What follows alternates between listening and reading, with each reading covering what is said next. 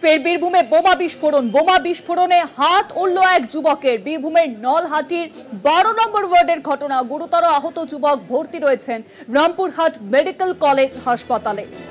ফের বীরভূমে বোমা বিস্ফোরণে হাত উড়ল এক যুবকের। বীরভূমের নলহাটির 12 নম্বর ওয়ার্ডের ঘটনা।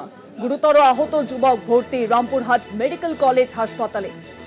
কিভাবে সেই বোমা মজুদ ছিল এখনো পর্যন্ত জানা যায়নি। বীরভূমের নলহাটির 12 নম্বর ওয়ার্ডের ঘটনা।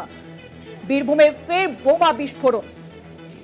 একদিকে যখন বিধানসভা নির্বাচন সামনে আসছে এবং তার আগেই কিন্তু ফের বীরভূমে বোমা বিস্ফোরণ এবং বোমা বিস্ফোরণে হাত উড়ল এক যুবকের। গুরুতর আহত অবস্থায় সেই যুবক কিন্তু ভর্তি রয়েছেন রামপুরহাট মেডিকেল কলেজ হাসপাতালে।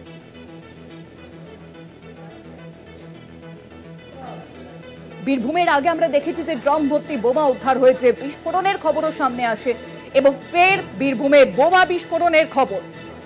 গুরুতর আহত এক যুবক, হাত উড়ে গেছে তার, ভর্তি রয়েছেন রামপুরহাট মেডিকেল কলেজ হাসপাতালে।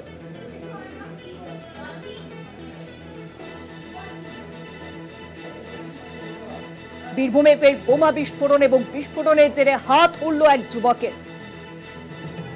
রামপুরহাট মেডিকেল কলেজ হাসপাতালে ভর্তি সেই যুবক। ফোন লাইনের সঙ্গে রয়েছেন আমাদের প্রতিনিধি মনা বীরবংশী। মনা, ফের বীরভূমে বোমা বিস্ফোরণ, আহত একজন, তাকে ইতিমধ্যে রামপুরহাট মেডিকেল কলেজ হাসপাতালে ভর্তি করা হয়েছে। এই ঘটনায় এখনো পর্যন্ত কাউকে কি গ্রেপ্তার করা হয়েছে? তদন্ত কতদূর?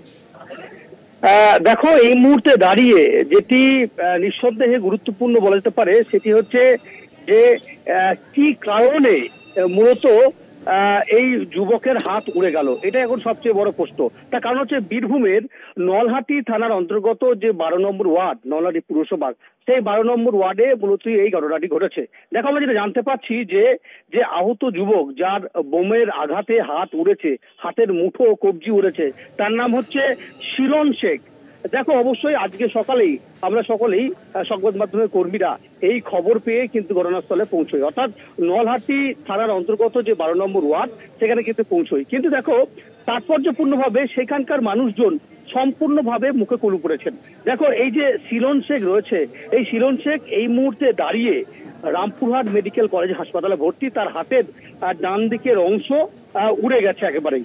কিন্তু দেখো, বোমা বিস্ফোরণের কারণেই কি এটা উড়েছে, মানে অবশ্যই এটা কিন্তু নিশ্চিত। তবে সেটা কি বোম বান থেকে উড়েছে নাকি সে বোম ক্যারি করছিল সে কারণে উড়েছে, এটা এখনো পর্যন্ত ধোঁয়াশার মধ্যে রয়েছে। যদিও সম্পূর্ণ বিষয়টাই একেবারে সংশ্লিষ্ট এই এলাকার লোকজন তারা চুপ রয়েছে, পুলিশ প্রশাসন চুপ রয়েছে। খুব স্বাভাবিকভাবে এখানে একটা ধোঁয়াশার মেঘ কিছু দেখা যাচ্ছে। তবে অবশ্যই দেখো, নিঃসন্দেহে এটা একটা অত্যন্ত বড় বিষয়। সেটা হচ্ছে, তুমি জানো যে বীরভূম মানেই আমরা বিগত দিনে দেখেছিলাম যে বিস্ফোরণে কিন্তু তুমি জানো যে বিশেষ করে লাভপুরে আমরা দেখেছিলাম যে হাতিয়া গ্রামে, সেখানে বিস্ফোরণে দুজনের মৃত্যু হয়েছিল।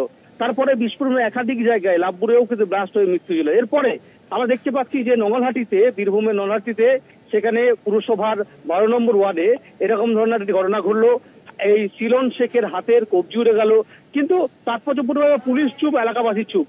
কারণ কি, কিভাবে ঘটনা ঘটলো সেটা এখনো পর্যন্ত ধোঁয়াশায়। তবে বিস্ফোরণের ঘটনা ঘটেছে, সেখান থেকে মূলত এই হাতের কবজি উড়েছে। পুরো বিষয়টি এই মুহূর্তে দাঁড়িয়ে নলহাটি থানার পুলিশ কিন্তু তদন্ত প্রক্রিয়া করছে। তবে পুলিশ এখনো পর্যন্ত কিছু বলছে না। তবে এই ঘটনায় নলহাটি যে পুরসভার 12 নম্বর ওয়ার্ড, সেখানে কিন্তু রীতিমতো একটা চাঞ্চল্য এবং উত্তেজনার একটা পরিবেশ কিন্তু তৈরি হয়েছে, সেটা বলা যেতে পারে। অনেক ধন্যবাদ মনা।